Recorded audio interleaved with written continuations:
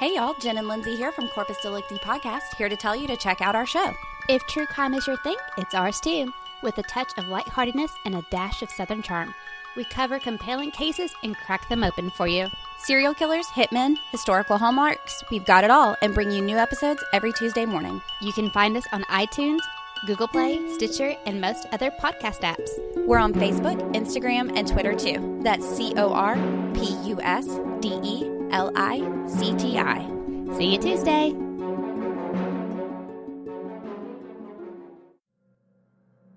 Canada may be known as the friendliest country in the world, but make no mistake, it has some of the most shocking criminal cases too. My name is Christy and I host Canadian True Crime. I'm Australian, but I've been living in Canada for many years. Canadian True Crime takes a deep dive into some of Canada's most well-known cases, like the Ken and Barbie killers, Robert Pickton the pig farmer, and many smaller cases you probably haven't heard of, but are just as fascinating. If you're looking for the facts of the case told in a narrative storytelling format with ambient music, you can find me on your favorite podcast app or social media, just by searching for Canadian True Crime.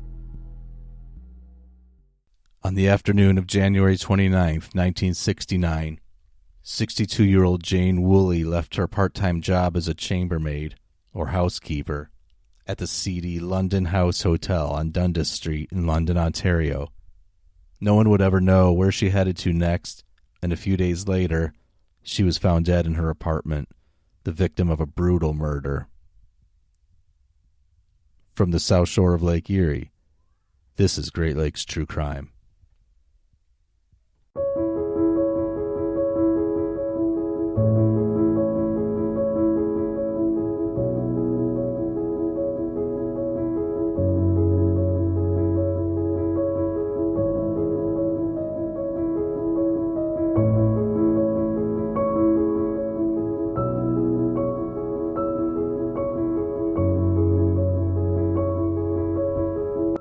In episode 12, we talked about the history of London, Ontario, and how it served as the serial killer capital of the world for 25 years, from 1959 to 1984. In this episode, we'll delve a bit deeper into one of the first serial killers to have plagued the city during that time. But before we get into the murder of Jane, let's discuss what else was going on in London back then. In January 1968, 16-year-old Jacqueline Dunleavy had just gotten off work at her part-time job in the Stanley Variety Store, which was an ice cream parlor and diner, but also had a much seedier side to it. See, down in the basement storage area, store owner Joe Clark kept a stash of bootleg stag films and fetish porn that he would show right there for some of his loyal customers who were willing to pay for that viewing pleasure. Keep in mind, this was the late 60s, and pornography was not readily available, if at all. Joe also hired a staff of almost exclusively young, attractive females to work the store. By all accounts, the young women who worked there had no idea what went on in the basement. But the combination of the downstairs shenanigans and the attractive female staff tended to draw some less than desirable clients to the Stanley Variety. As Jacqueline waited after work in the bitter cold for the city bus to arrive down the street from the store, she was seen by witnesses getting into a white four-door sedan, possibly a Chrysler, apparently taking a ride from someone rather than waiting any longer for the bus on that cold night. That was around 6:30 p.m. Around 8 p.m., a group of boys out tobogganing discovered Jacqueline's lifeless body in the snow, having been beaten and otherwise tormented. The daughter of a police officer, she was the victim of what police would describe as a, quote, healthy male, end quote. He was likely one of the seedy characters attracted to the variety by Joe. The case of Jacqueline's murder has never been solved. Several weeks after the heinous crime, some of Joe Clark's antics came to light in local newspapers, and he quickly put the business up for sale. He sold the business as soon as possible, at a loss even, and left town for good. 7 months later, on August 5th, 1968, 31-year-old Helga Beer got off work from her job as a hairdresser and went out for a night on the town with a group of friends. The German immigrant, who had gotten divorced about 7 years earlier, was about to go into an apartment building with a group of friends when she spotted someone she appeared to know. Her friends went inside, but Helga stayed outside to talk to the man. When Helga came in not long after, he was still with her. Her friends never got his name. They just remembered him as being about 5'10" and looked like he was in his late 20s. He was sturdy, too, a well-built man with a full head of dark hair, thick eyebrows, and a decidedly wide nose. Police either didn't make or didn't keep a sketch of him. He was fluent in English, and her friends told officers if he had the accent at all, it was faint and barely discernible. Helga and the man stayed about a half hour or so, talking and drinking. She then left with him about 1 a.m., but they weren't worried since she seemed pretty comfortable around him. So she looked comfortable with him, but a parking lot attendant found Helga's body about 6:30 a.m. the next morning in the back seat of her car, a 1963 Volkswagen Beetle, in a parking lot not far from the apartment building where she was with her friends just hours earlier. She was naked from the waist down and had been beaten, then strangled to death. It seems likely that she was killed elsewhere and then driven in her car by the killer and left in the parking lot.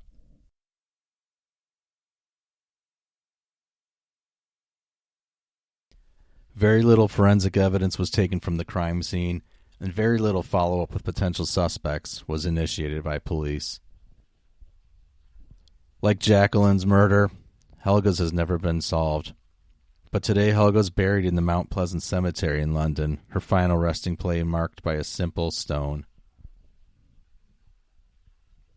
Later that year, in November 1968, 19-year-old Linda White had been adjusting to her new life as a Western University student living in London. As her off-campus apartment was about a half-hour walk from school, she had routinely gotten rides from a pair of young men who lived nearby. The night of November 13th, 1968, was no different, except that night after being dropped off, she was not seen alive again. When Linda's roommates didn't see her at home that night, they were not overly concerned at first, since they thought maybe she had probably gone out with some friends and stayed the night somewhere. But when she wasn't home the next morning, they panicked and called for help. They called her brother John, who reported her missing to local police. The police gave the all-too-common response that she had probably just run off and didn't want to be found.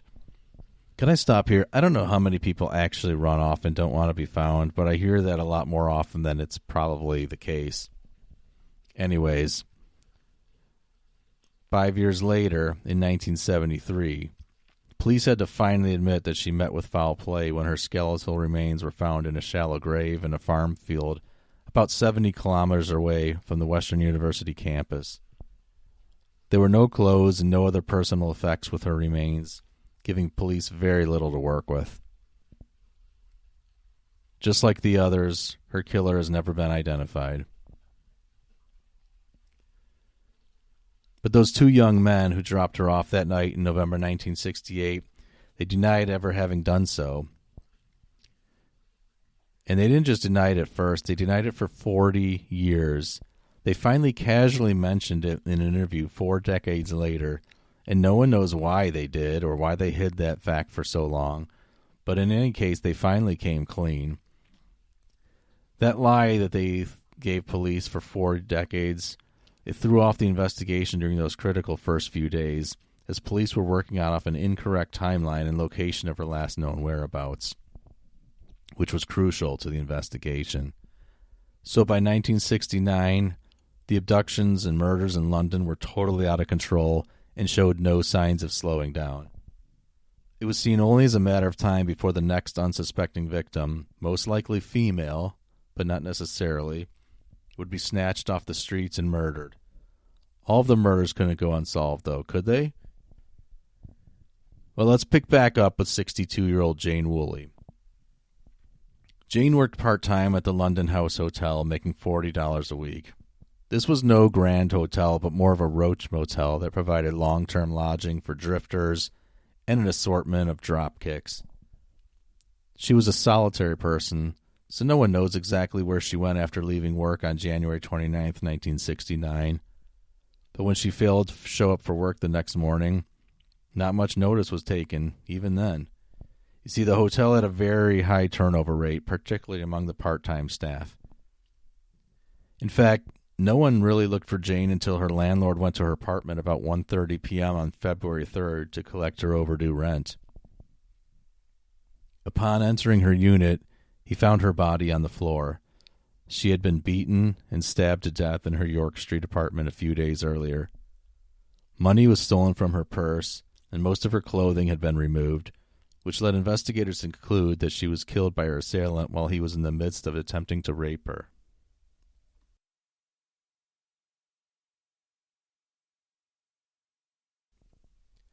The cause of death was a combination of blood loss and a severely fractured face, which caused her to go into shock.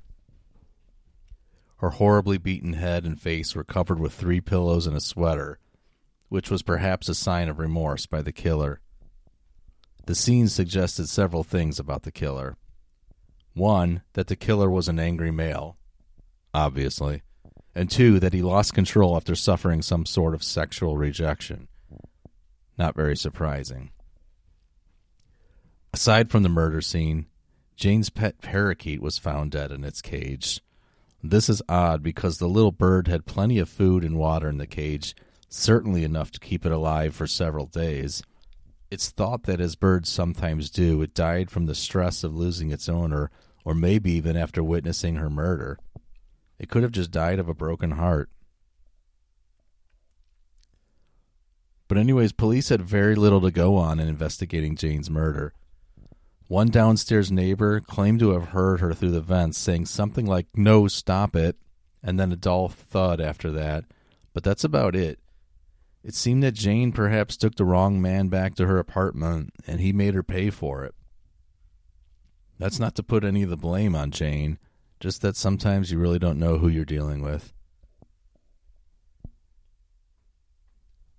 Let's jump ahead to the following year, 1970. The date was September 4th, Labor Day weekend, and 57-year-old widow Edith Autier was beaten and stabbed to death in her home on Williams Street in the small farming community of Merlin, which is about 80 miles or 130 kilometers southwest of London. Her body was discovered the next day by her neighbor, Mary Gray. Edith also worked as a chambermaid, but at the William Pitt Hotel in Chatham. She was sexually assaulted before being killed, and money was stolen from her purse. She was also the second victim of the serial killer who came to be known as the London Chambermaid Slayer. Apparently, after taking a year off of killing, he changed things up a bit by choosing a different location and a different M.O. For the time being, these changes were enough to keep authorities from linking the murders of Edith and Jane.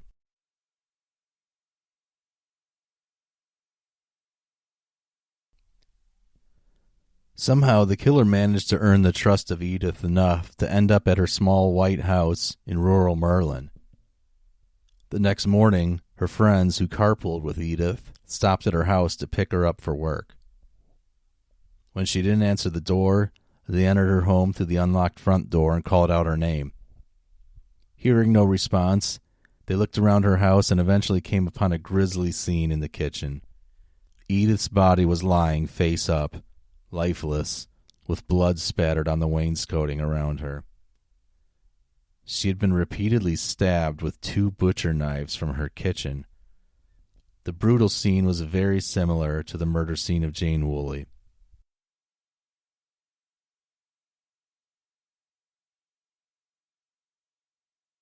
An autopsy revealed that she had been bludgeoned, having had her face brutally beaten with a clothes iron. She was also sexually assaulted and knocked unconscious. The killer even stabbed her post-mortem, apparently to ensure that she was dead. Like Jane, Edith was a woman close to 60, living alone. Both had similar statures. Both were hotel maids in low-rent hotels. Both enjoyed a drink and a smoke more than occasionally. Both were seemingly trusting enough to invite someone into their home, and both had money stolen from their purses. The only significant difference between the attacks was the location. Again, Edith lived about 80 miles from London. Still, as communication among law enforcement wasn't what it is today, the two crimes were not immediately connected, not until about 3 months later. On the night of January 22nd, 1971, the chambermaid slayer entered the Merrill Hotel in Chatham, Ontario, apparently searching for his next victim. Chatham is also a bit of a distance from London, being about 62 miles or 100 kilometers. The Merrill Hotel was old school. It still had a pub that was divided into a men's side and a women's side. It was on the women's side that 57-year-old Belva Russell was kicking off her weekend by having a few cocktails. When she got up to use the washroom, she was followed by a man she had never met before. They talked for a bit in the hallway, but no one can be sure what was said. Nothing more came of that for the moment.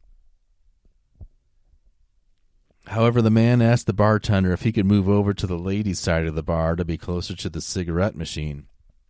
So he moved to the ladies' side and was greeted by a waiter at the bar. The waiter, named William Bezzo, actually pulled up a chair and introduced himself to the man. It didn't seem like much of an interaction, but later on it would prove to be very critical. Police had a name for the man at the bar, who of course was the London chambermaid slayer. The name, Gerald Thomas Archer, from London, Ontario. So after William's shift ended, William being the waiter, he went back and sat down with Gerald at the bar. They made some small talk about where they were from, what kind of work they did, and so on. Gerald revealed that he recently moved to Chatham to take a job as a forestry laborer, which is said to be the most common semi-skilled job held by male serial killers. He was married, had a daughter, and was 57 years old, the same age as his last murder victim. Then Gerald said something creepy, shocking, I know. He blurted out that if she didn't smarten up, he would have to kill her. William asked who the she is, and he had been referring to Belva, who by this time was still at the bar, but talking to another man. William assumed this was just some drunken talk, which he heard plenty of working at the Merrill. So William called it a night, headed home, but Gerald's night was far from over. He really did have some killing to do. Later that night or early morning, Belva was beaten to death in her Adelaide Street, South Chatham apartment on January 23, 1971. Her body was discovered in a pool of blood only minutes after her death by her common-law husband, Reginald Tomlinson, who saw an unfamiliar man running out of the building as he was entering it about 2 a.m. Most of Belva's clothing had been removed, which led investigators to assume that she had been killed during a struggle with an assailant who had been attempting to rape her. She had been viciously beaten about the face, head, and neck area. But the methodology wasn't exactly the same as the last two murders. In this case, it appeared that the killer followed Belva home and very quickly carried out the crime. This was more of a punishment murder than a sexually driven murder. When police began investigating Belva's murder, they began by retracing her last steps, which took them to the Merrill. There, they interviewed William, who recounted his conversations with Gerald. Based on this interview and other circumstantial evidence, Gerald was picked up for questioning over the death of Belva by detectives on February 12, 1971, and was arrested and charged with the non-capital murder of Belva after being fingerprinted and identified in a police lineup by Reginald, who remembered Gerald from that night outside Belva's home. The murder trial of Gerald began in June 1971 and was held in Kent County and was presided over by Justice W.F. Donahue. I don't know what the W.F. stood for, so I guess it's just W.F. Anyway, a 12-man jury finished deliberating and returned with a verdict of guilty. When Gerald was sentenced to life in prison, he shouted, "That's only the first strike against me. The ball game isn't over yet." Despite this outburst that could obviously point to other crimes, Gerald was never tried for the 2 previous murders. There simply was not enough tangible evidence to try him.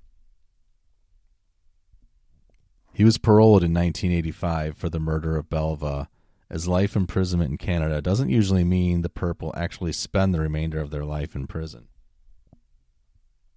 So in 1985, he walked out of prison a free man with no probation or other restrictions. For the next 10 years, he lived the life of a drifter. Nearly penniless, he roamed from town to town, staying in seedy motels just like the kind he used to find his victims in. It doesn't seem that he ever harmed anyone again, though.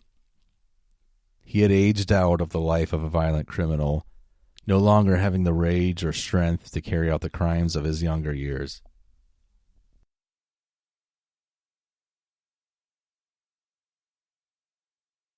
Gerald died of a heart attack in 1995 and was buried in a potter's field at taxpayers' expense after no one bothered to claim his body. Shortly after Gerald's death, though, his estranged wife and daughter both came forward and informed the police that over 20 years earlier, Gerald had drunkenly confessed to them that he had killed Edith. He was actually boasting about the crime after reading a newspaper article about the murder. Just like William's encounter with Gerald, the wife and daughter both dismissed the claim as drunken bravado. In coming forward about this confession, though, they also mentioned new science that could link killers to victims. So Gerald's body was exhumed in February 2000 to procure DNA samples, which matched DNA extracted from cigarette butts found near Jane Woolley's body. So that was the proverbial second strike.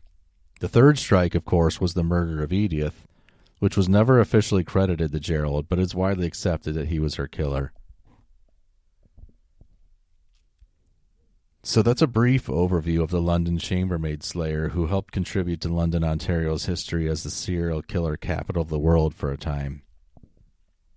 A sincere thank you goes to Michael Arntfield, who wrote the book Murder City, The Untold Story of Canada's Serial Killer Capital, 1959 to 1984.